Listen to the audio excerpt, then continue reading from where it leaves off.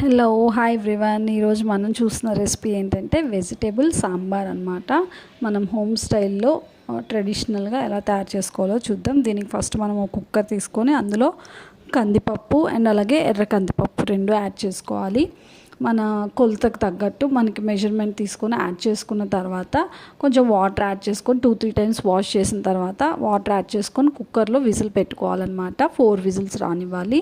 అలాగే 5 మినిట్స్ సిమ్లో ఉంచాలి. అది కుక్కర్ విజిల్ వచ్చేలోపు మనం చింతపండుని ఇలా ఒక బౌల్లో తీసుకొని నానబెట్టుకోవాలన్నమాట. వాటర్ యాడ్ చేసుకొని కుక్కర్ విజిల్స్ వచ్చేసాయి, పర్ఫెక్ట్గా కుక్ అయిపోయిందనమాట. ఇలా పప్పు ఇలా కుక్ అయిన తర్వాత మనం ఇలాగ వెజిటేబుల్ సాంబార్ అంటున్నాం కాబట్టి అన్ని వెజిటేబుల్స్ యాడ్ చేసుకోవాలి. టొమాటో, బీన్స్, ఆనియన్స్, పచ్చిమిరపకాయలు, వంకాయలు, మునక్కాయలు ఇవన్నీ తీసుకున్నా, క్యారెట్, ఇంకా మనం కావాలంటే బెండకాయలు, సొరకాయలు అన్నీ యాడ్ చేసుకోవచ్చు. అవి నాకు ఇప్పుడు అవైలబుల్ లేవు కాబట్టి ఉన్న వెజిటేబుల్స్ అన్నిటినీ యాడ్ చేస్తున్నాను.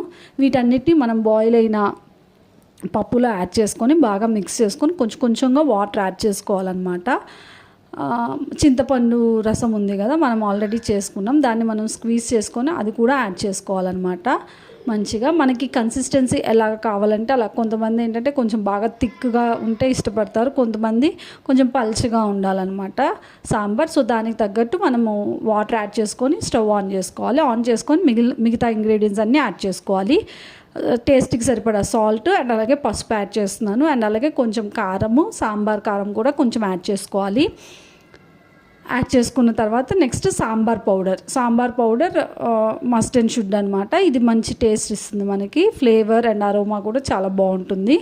ఒక 2-3 స్పూన్స్ సాంబార్ పౌడర్ అండ్ అలాగే కరివేపాకు యాడ్ చేసుకొని బాగా మిక్స్ చేసుకోవాలన్నమాట. ఆల్రెడీ మనం స్టవ్ ఆన్ చేసుకున్నాం కాబట్టి బాగా మిక్స్ చేసుకొని బాగా పొంగు రావాలన్నమాట. అన్నీ మనం యాడ్ చేసిన వెజిటేబుల్స్ అన్నీ బాగా బాయిల్ అవ్వాలి. ఇది ట్రెడిషనల్ స్టైల్లో మనం తయారు చేసుకుంటున్నాము. సో అందుకని మనం ఇలా సాంబార్ మనం డిఫరెంట్ ప్రాసెస్లో తయారు చేసుకోవచ్చు. ఫస్ట్ ఆయిల్ వేసుకొని ఫ్రై చేసుకోవచ్చు, వెజిటేబుల్స్ అన్నీ బాయిల్ చేసుకొని తర్వాత యాడ్ చేసుకోవచ్చు. అది ఇంకొక ప్రాసెస్. ఇంకొక నెక్స్ట్ కమింగ్ వీడియోస్లో అది కూడా మనం చూస్తారనమాట. సో చూసారు కదా, ఇలా బాగా బాయిల్ అవ్వాలి. వెజిటేబుల్స్ అన్నీ బాగా మరగాలన్నమాట. బాగా బాయిల్ అయిపోయిన తర్వాత మనం దీనికి తాలింపు పెట్టుకోవాలన్నమాట. తాలింపుకి ఏంటంటే మనం చూసారు కదా, మనం మునక్కాయ, వంకాయ అన్నీ బాగా పర్ఫెక్ట్గా బాయిల్ అయిపోయినాయి.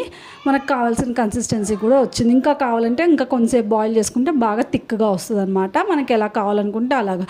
నేను ఇక్కడ ఒక ప్యాన్ పెట్టుకొని తాలింపుకి ఆయిల్ యాడ్ చేసుకున్నాను. ఆయిల్ యాడ్ చేసుకున్న తర్వాత తాలింపు గింజలు అండ్ అలాగే ఎండుమిరపకాయలు యాడ్ చేసుకోవాలి. అండ్ అలాగే వెల్లుల్లిపాయలు దంచి యాడ్ చేసుకోవాలన్నమాట.